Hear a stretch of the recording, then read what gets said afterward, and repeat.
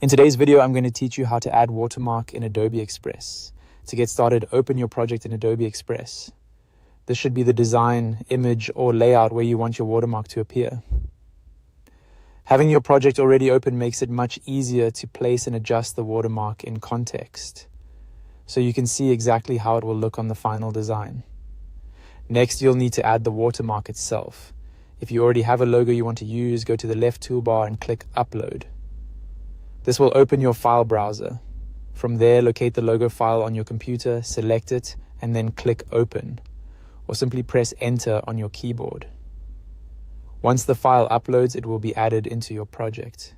If you don't want to use a logo and would rather create a simple text watermark, you can click Text from the left toolbar instead. That allows you to add a text-based watermark directly inside Adobe Express. In this example, we're using the Upload option, which is a common choice when adding a branded logo watermark. Once your logo has been added to the canvas, click on it to select it. After that, look over to the left panel and find the opacity setting. Click it, and you should see a slider appear. Lowering the opacity makes the watermark less noticeable, which is usually the goal. A watermark should be visible enough to identify your brand or ownership, but subtle enough that it doesn't distract from the main content. Adjust the slider until the logo looks light and balanced on your design.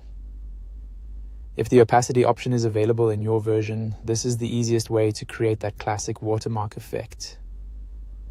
After that, you can fine-tune the placement.